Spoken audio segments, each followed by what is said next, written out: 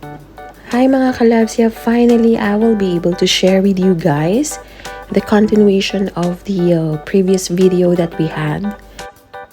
But of course, before moving into the tutorial proper, I would like to welcome you guys to our YouTube channel. And just so if you are just new here, please don't forget to subscribe, like Team Loves Ya, and share this with your friends.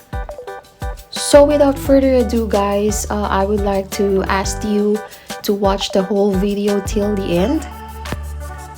So basically, this is just a quick and basic tutorial on how to add a payment method on our Google AdSense account.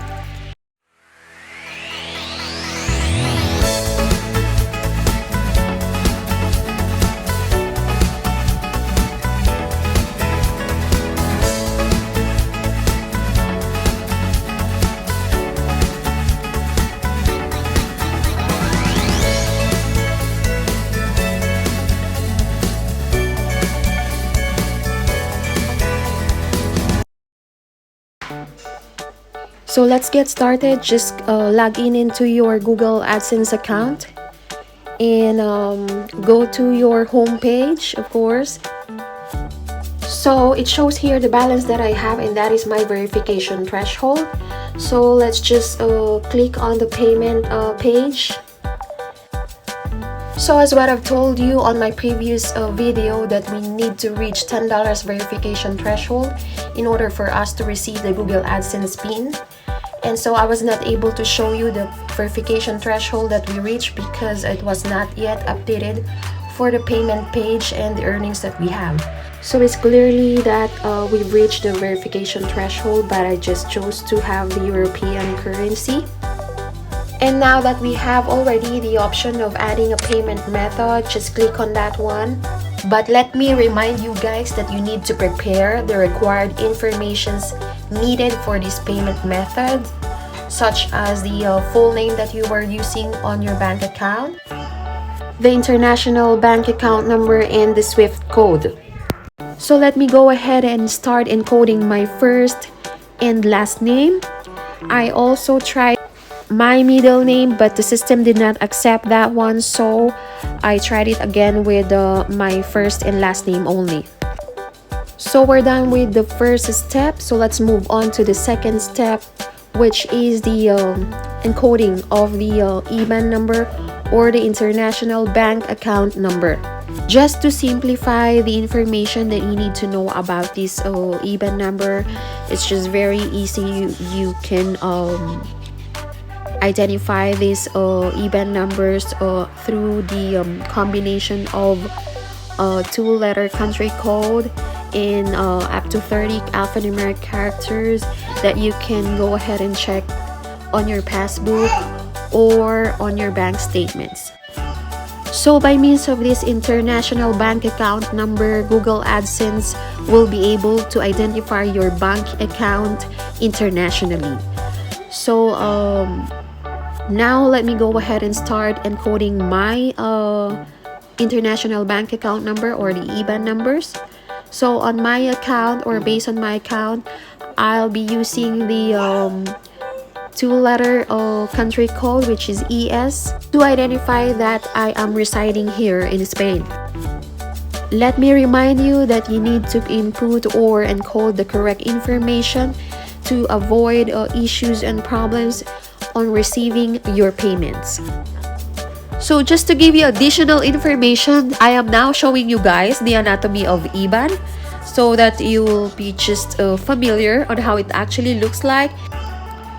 So to fully understand this 24 alphanumeric Spanish IBAN, let me go ahead and dissect this one for you guys. So we have the country code that consists of 2 letters, and then we have the 2 control digits, and then we have the 4 digits entity code. So this entity code is used to identify a particular bank. So since I am using Bankia, I have here the 2038.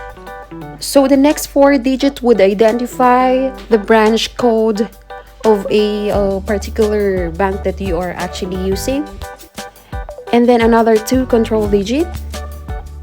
And then the last but the most important part of the anatomy of IBAN would be the 10-digit account numbers. So definitely each account holder has their own account numbers. So that is the 24 alphanumeric Spanish IBAN numbers. So this may vary depending on the country that you are located. Other countries may have up to 30 alphanumeric IBAN numbers. So do not be confused on that one. So just before we move on to the last step, let me explain a bit of the information about the SWIFT BIC. So just to avoid confusion, that IBAN numbers is definitely different from the SWIFT BIC. It is usually consists of 8 or 11 character identification code for a particular bank. You can check on this one on your bank statements, or just to make sure that you're going to have the correct SWIFT code for your bank. You can go ahead and contact your bank for their code. So now I am showing you guys the Society for Worldwide Interbank Financial Telecommunications and the bank identifier code. So that is the SWIFT and the BIC. So since I am a Bankia user, I am showing you already guys the SWIFT code that my bank was able to provide me when I asked them about this information. So it only consists of 11 digits. 11 digits of alphanumeric that would identify the receiving bank. So the first 4 letters or digits stands for the bank identifier code for Bankia.